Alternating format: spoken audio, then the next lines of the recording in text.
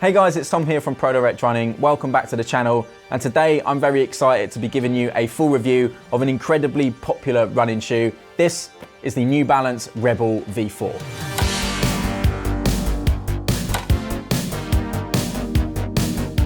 Now then, the Rebel has built an almost cult-like following since its initial release for being a lightweight, nimble, but well-cushioned do-it-all daily trainer that had enough speed for your tempo days, but enough stack underfoot to be perfectly comfortable at a more relaxing pace as well. So I've personally done quite a lot of miles in the Rebel series over the last couple of years, mainly in the V2 and the V3 that I've got in my hands here. But I have now done about 50k in the Rebel V4, and there's lots of juicy details that I'm keen to dive into. So without further ado, let's take a look at some of the stats and the key updates on the Rebel V4. So I think the first thing to mention is that generally if you've got a shoe which is incredibly popular in the market, it's unlikely to see anything bar a few incremental updates with each iteration. But New Balance have completely thrown out the rule book with the Fuel Cell and Super Comp lineup as of late. And so the Rebel gets an entirely new design from top to bottom. Now, as I mentioned, the Rebel has historically built some of its notoriety off the fact that it is such a lightweight construction. And that is no different here with the fourth iteration of the shoe, coming in at around about or just under 200 grams in a men's sample size and 156 grams in a women's sample size. Obviously, the midsole is where a lot of the changes take place with the Rebel V4, sharing significant visual identity with the recently released Super Comp Elite V4. We've got a similar dramatically angular geometry to the shoe, but the most exciting part is what's going on with the midsole compound itself, as we've now got a PIBA blend featured in the Rebel for the very first time. I don't currently have access to specific numbers and ratios when it comes to the percentage of PIBA versus a more generic foam in the Rebel V4, but what I can tell you is that both in hand and underfoot, you can definitely feel the presence of that PIBA foam. With 30mm of stack height in the heel and 24mm in the forefoot for a 6mm drop, we're looking at both an increase in stack height and width of the fourth iteration of the Rebel, and for me it hits a really lovely little sweet spot. Following on from that, the Rebel remains plateless with no carbon, composite or stiffening agents at all embedded within the midsole of the shoe, which I think is really nice for those who are looking for a more traditional and flexible experience underfoot while still getting pinnacle super foam performance. In terms of the upper, we've got a really super breathable, super lightweight monomesh here. Again, very similar to what you see on the Super Comp Elite V4, and it also shares the Phantom fit.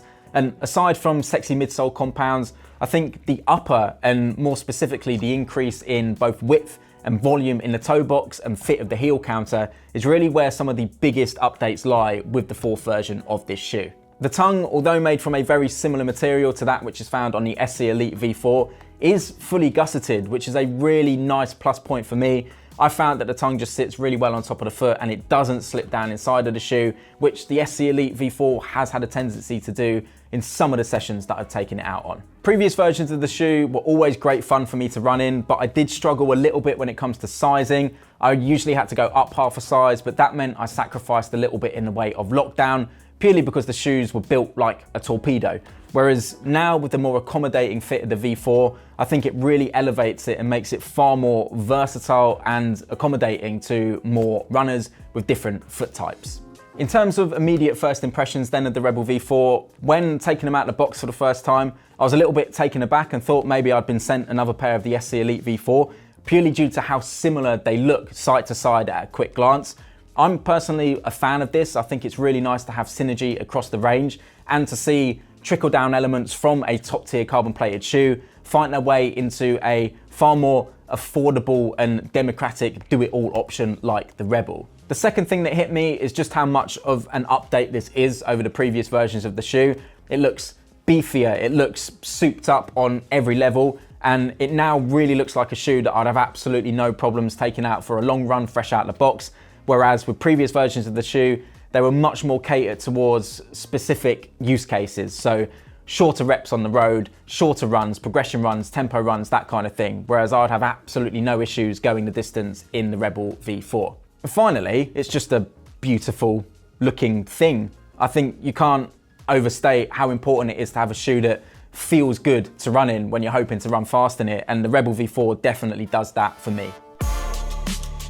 Jumping into the performance then, as I mentioned at the beginning, I've racked up about 50k in the Rebel V4 now, and that's been over a variety of different runs, from a progression run on a treadmill to a 90-minute 20k long run to an easier 5-mile-ish jog. So with that said, I think I've probably done enough running in the shoe now to really formulate quite a strong opinion of it. I guess first of all, before getting into any nitty-gritty details, I should just say right off the bat that the Rebel has handled absolutely everything I've thrown at it, from easier paces all the way up to kind of marathon, half marathon pace. I found it an absolute dream to run in so far, and it will definitely be cementing its spot firmly within my weekly running shoe rotation. So just to prove that I have actually run in the shoe, these are the ones that I've been doing those runs in. A little bit dirty, probably should have cleaned them up before the video, but I'm sure you'll forgive me.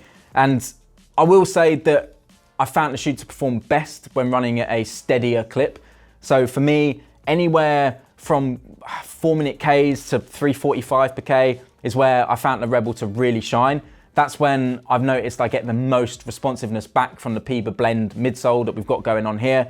And also just how lightweight the shoe is. I found that kind of pickup to be effortless in the Rebel V4. As I've mentioned in previous videos, I tend to be more of a midfoot to forefoot striker, and that's definitely where I feel I get the most bang for my buck from this shoe. But having said that, the easy run that I did in it was probably around 4:40 per K pace, 4:45 per K pace maybe.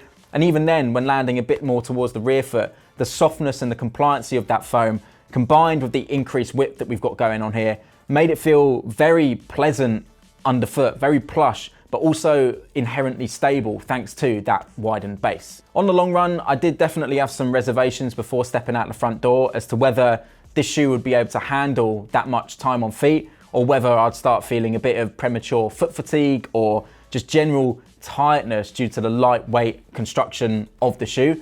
However, I found that that was actually one of the most enjoyable long runs I've done for a very long time. The miles ticked by really effortlessly. And as I mentioned, I found that the softness and the balance that you've got going on in the midsole here, combined with the lightweight breathable upper, solid heel lockdown, meant that I really had no issues from start to finish. So I ended that run feeling like this new look of the Rebel is actually an incredibly versatile little number. So as you can tell, I'm a pretty big fan of the New Balance Rebel V4, and I would recommend it in a heartbeat to someone who's looking for maybe one shoe that can handle a lot of different things in their training. It's a desert island shoe, if you will. If I was going away for a few weeks, I could only pack one shoe in the suitcase. This would be right up there in contention as the shoe that I'd be taking with me. In previous videos, a few of you have asked if I can include a few more comparisons as to where a certain shoe would sit compared to its equivalent from another brand. And the Rebel V4 is a pretty difficult one to position in that space, purely because of the fact that we've got a blend of super foam in a plateless design and a very lightweight construction, and a shoe that can handle just about everything. But I would say that at the time of recording, the currently unreleased Max 6 from Hoka does fit quite favorably next to the Rebel V4, although that one is slightly more catered towards daily training with a more built up heel counter and plusher tongue.